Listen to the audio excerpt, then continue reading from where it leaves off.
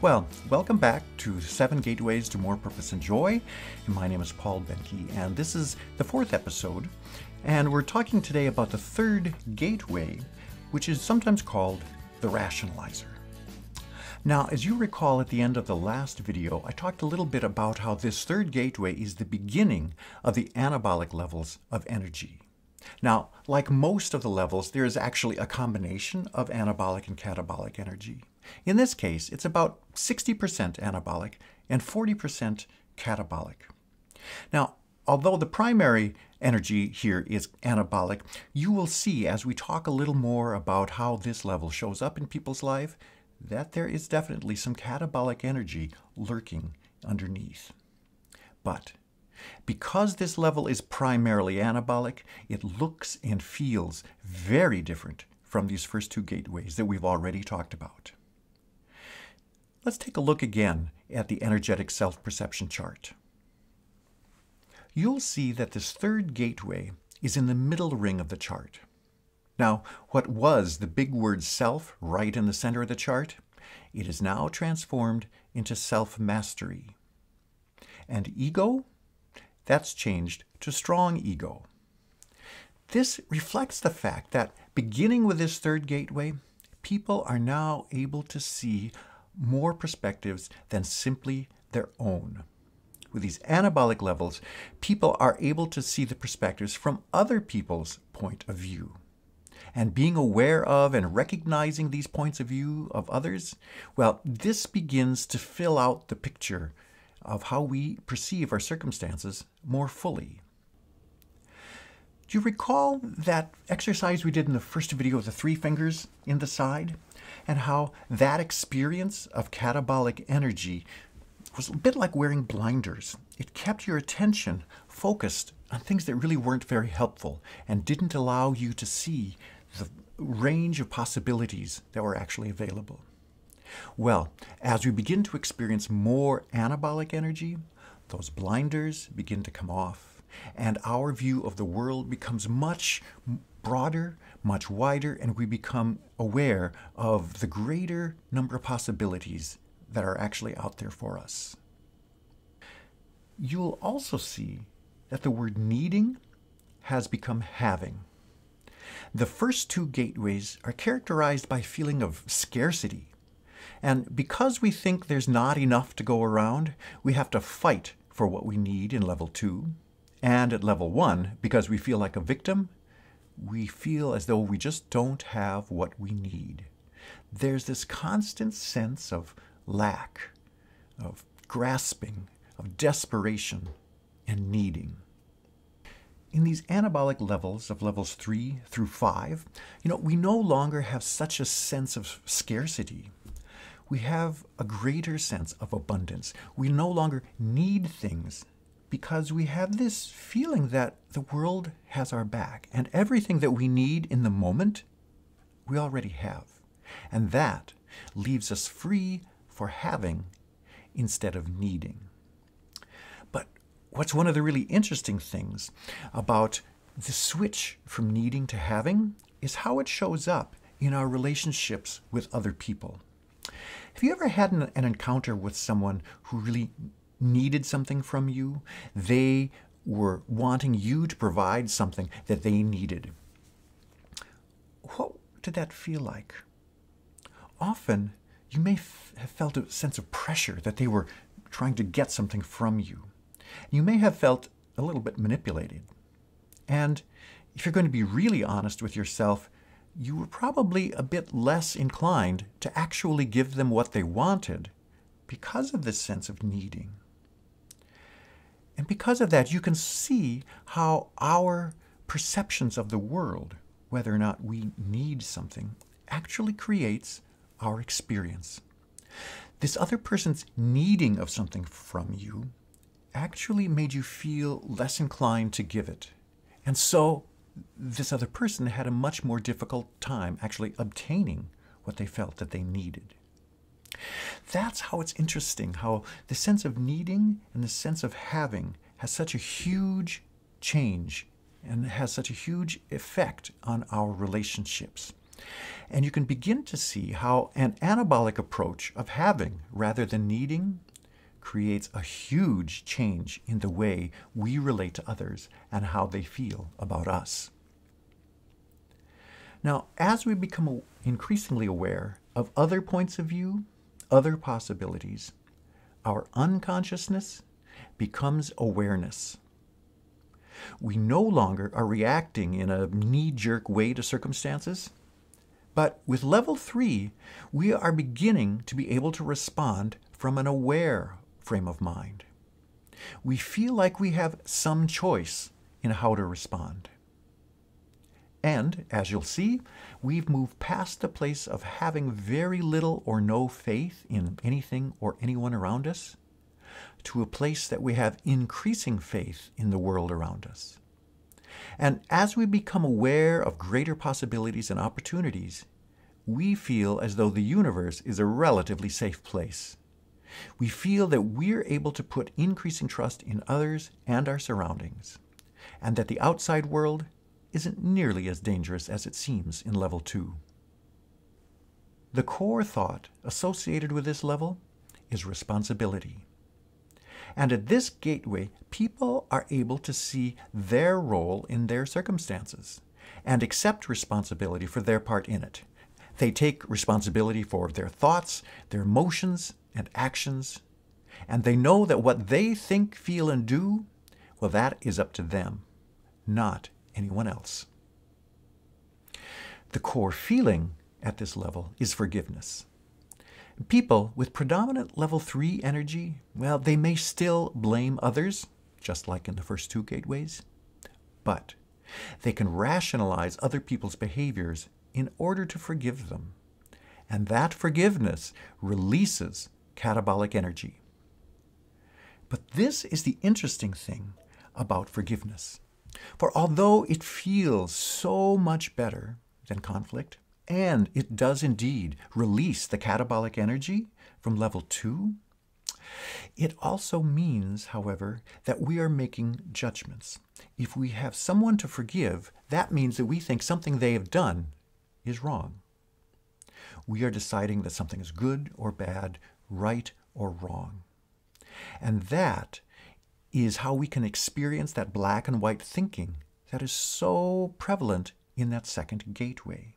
And this is where the catabolic energy lurks in this third gateway, in the sense of judgment. Now, you'll discover that as we progress through these other levels coming up, that the amount of judgment that we experience decreases dramatically. Now, the other thing I want to just clear up is when I use the word judgment, I'm not talking about good judgment versus bad judgment. I think maybe a better word for that might be discerning or discernment. But in this case, really what I'm talking about is our tendency to pronounce something as good or bad. And so that's really what I mean by judgment in this case. Now, people who have a lot of level 3 energy, well, they are masters at rationalization. And this is why this gateway is often called the rationalizer.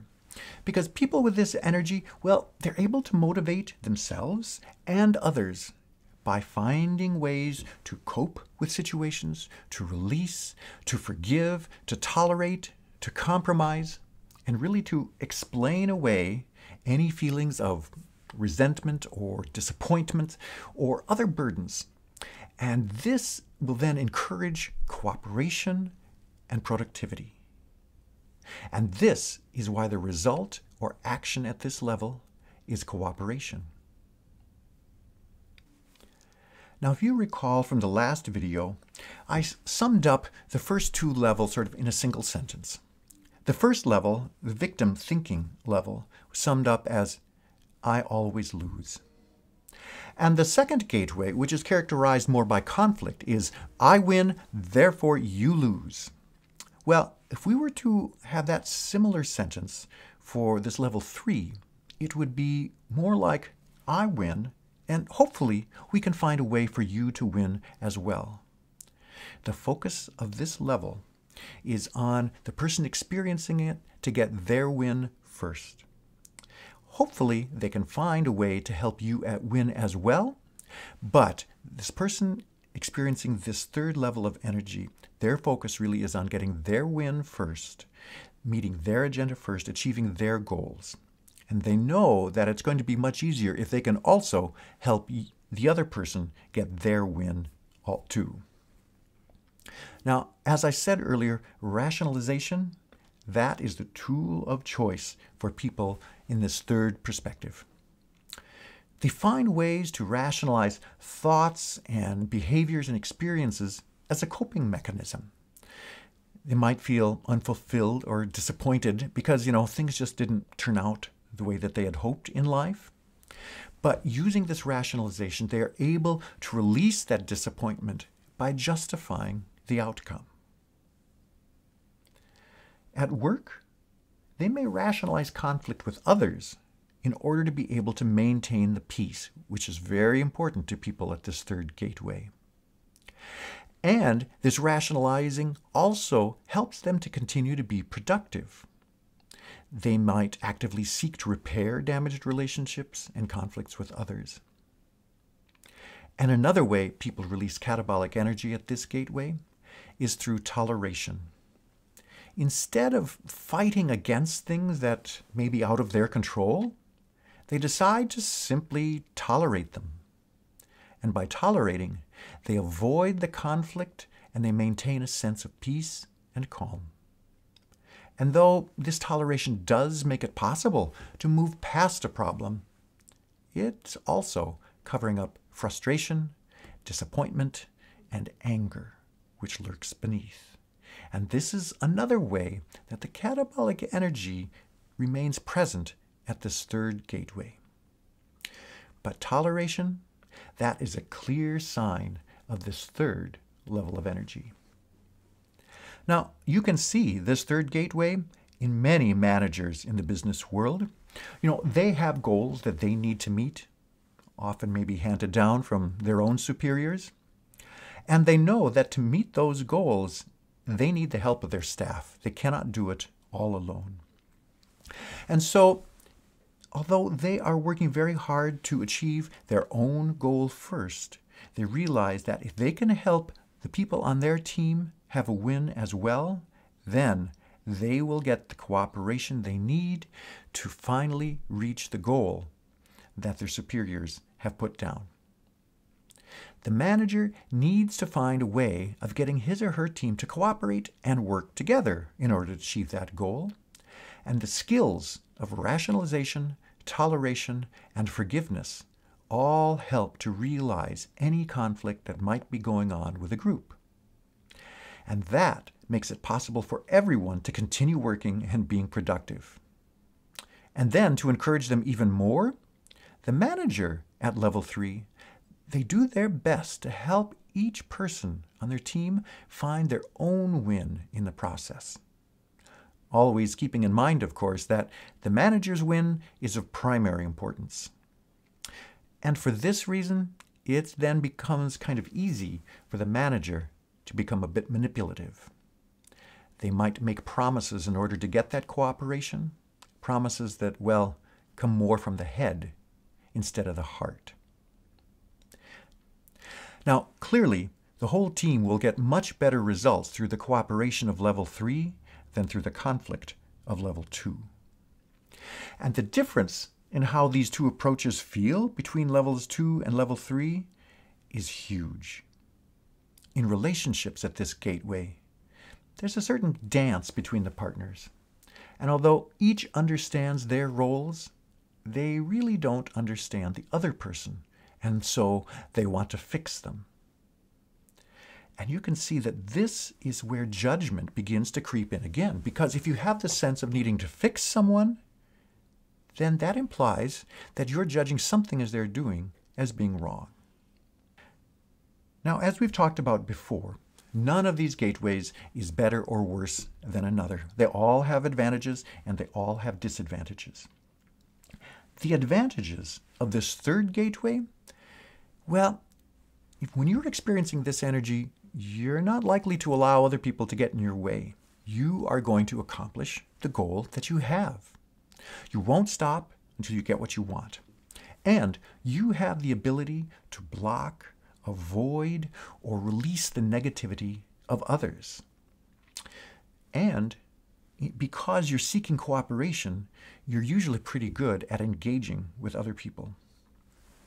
And through the toleration and the rationalization that you experience, you don't get stuck in that catabolic morass that we can feel from levels 1 and 2.